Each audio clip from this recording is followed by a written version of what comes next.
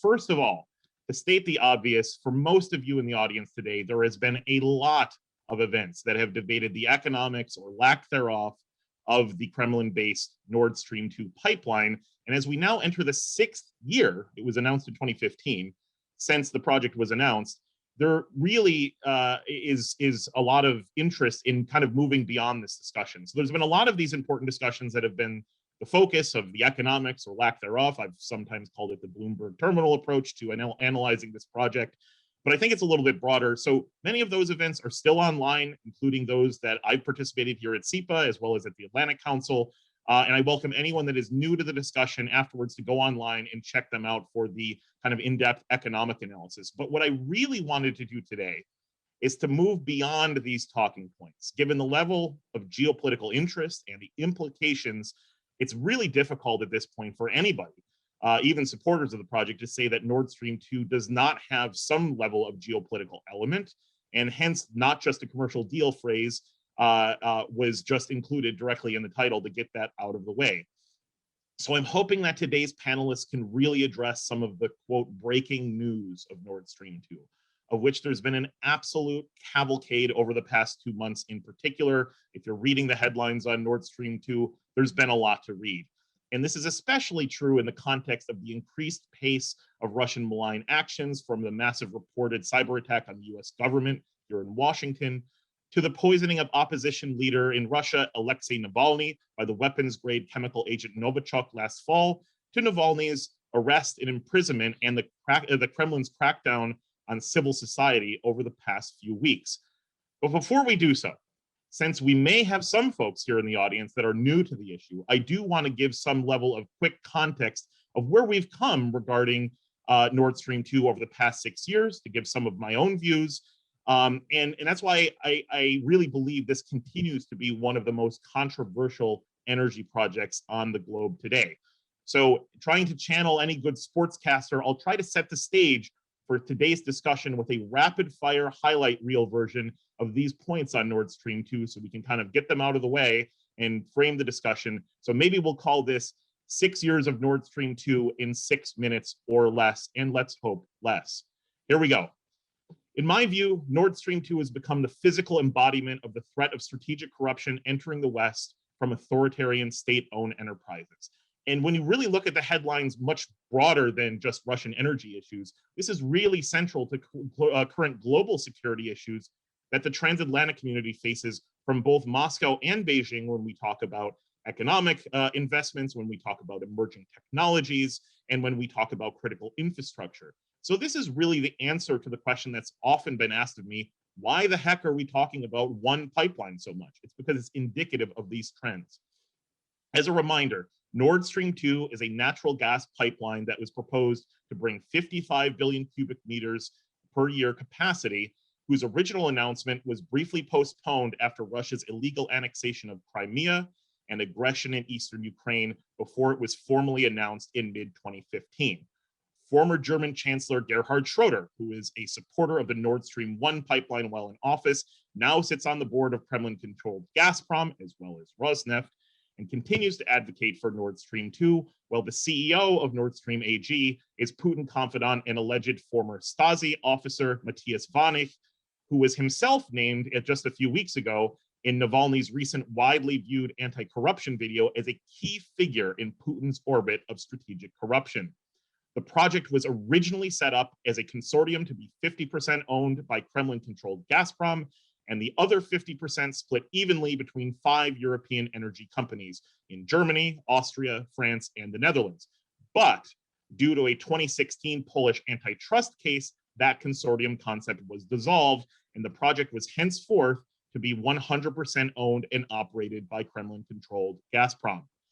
At the same time, the Kremlin made a number of statements at the time indicating that the primary goal of this project was to, along with Gazprom's analog pipeline in the Black Sea called Turk Stream, to end or significantly diminish gas transit via the Ukrainian gas transit route, which would undermine both the economic stability via the loss of transit revenues, but perhaps more importantly, the strategic stability of Ukraine, given the removal of Russia's own reliance on the Ukrainian route in a country that is facing Russia's continued aggressive actions on a daily basis. We can't lose sight of that. Furthermore, Nord Stream 2 is not designed to bring significant new volumes of gas to Germany and points west. In fact, a mere 9.9 BCMA of the 55 BCMA pipeline is designed to do that. When you look at the technical specifications on the EUGAL website, EUGAL is the onshore pipeline that would bring Nord Stream 2 gas into Europe further. But its aim is to rather divert existing gas volumes from the Ukrainian route. And that means there would be no, quote, net market for US or global LNG to access should Nord Stream 2 be stopped. We've seen a lot of disinformation and talk of that the real motivation of US or other opposition to Nord Stream 2 is to sell its LNG. In fact, we're currently in that market regime right now. Remember, it's 2021, there is no Nord Stream 2, and those volumes continue to flow through Ukraine. There's been no net gain in market that any LNG supplier has somehow seized in the past year. The US also does not have state-owned energy concerns. There's no America-Prom or something like that. And the market, when you look at it, has driven US LNG to South American and Asian consumers to the largest extent. So this really pushes back on this, this notion that this is really about selling US LNG. It's not. Nord Stream 2 also runs counter to the EU's own stated European Energy Union concept aimed at diversifying both natural gas volumes and infrastructure from a traditional overdependence on Russian gas. And in the 2019 gas directive of the EU Third Energy Package, this was updated to ensure that Gazprom would have to abandon its monopolistic business model for the project, a reality that Gazprom continues to challenge today, and even admitted in a recent publicized Eurobond prospectus that those EU rules, along with US congressional sanctions, could really challenge the viability of the project from their original plans. Speaking of sanctions, from 2015 to now, 3 consecutive US administrations have opposed Nord Stream 2. Starting in 2016, when then Vice President Joe Biden called the project, when standing in Stockholm, Sweden, quote, a bad deal for Europe, and current President Biden's own team has reaffirmed this a number of times in the past few weeks, that he still believes this is a bad idea and a bad deal for Europe, including statements from White House press spokesperson Psaki in the White House press briefing room and at Secretary of State Tony Blinken's confirmation hearing. For its part, Congress has been united in opposition to Nord Stream 2 since its announcement on a broadly bipartisan basis for the past several years, resulting in 3 sets of sanctions legislation, 1 discretionary in the 2017 Countering America's Adversaries Through Sanctions Act, or CATSA bill, and 2 mandatory sanctions, 1 in the 2020 and 1 in the 2021 National Defense Authorization Act, that are aimed at stopping the project outright. Over the same period, a majority of countries across the transatlantic community and across the European continent in particular have made statements opposing or expressing concerns about the project, not only from NATO's eastern flank, it's often said, it's often said that this is really just Poland and Lithuania and Ukraine might be opposed, but that's basically it in addition to the US. That's not true. Not only are most of NATO's eastern flank countries opposed to this project, but there have been statements of concern and opposition from the likes of Canada, United Kingdom, Denmark, Sweden, and I'll say at times, France. This widespread opposition led to 2 separate European Parliament resolutions calling for the project to be immediately stopped, which we will talk to Reinhard Budekopfer about in just a few minutes. And finally, over the past several months, in the wake of each successive Kremlin action aimed at Navalny, German politicians from across the political spectrum, from the Greens to CDU's foreign policy chief, Norbert Röttgen, have called for an immediate stop to the project. This has also, we've seen actions from German environmental groups that have challenged the project, and even statements from climate activist Greta Thunberg, who has tweeted her dismay about the pursuit of the project recently. And in spite of all this, at the moment, there are still German press reports in recent weeks that Berlin wants to try to attempt to do some kind of deal with the US and other countries, but in particular the US, given the sanctions, to allow the project to move forward.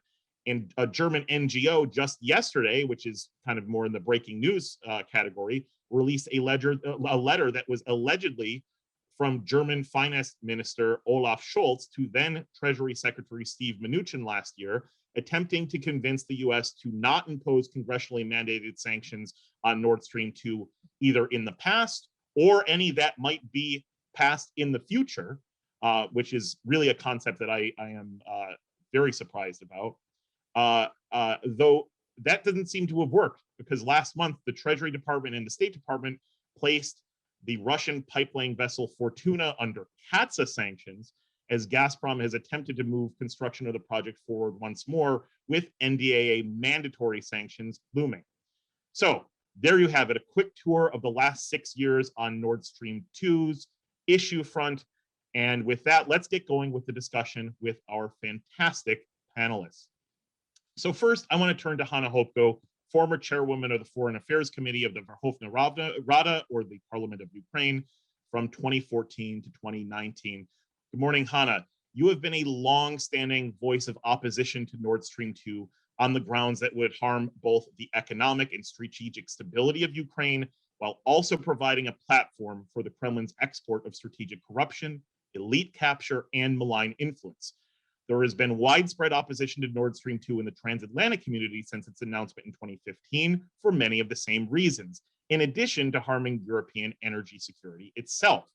Noting these national security concerns, US Congress passed 3 sanctions bills, which I just mentioned, which you have been a vocal public supporter.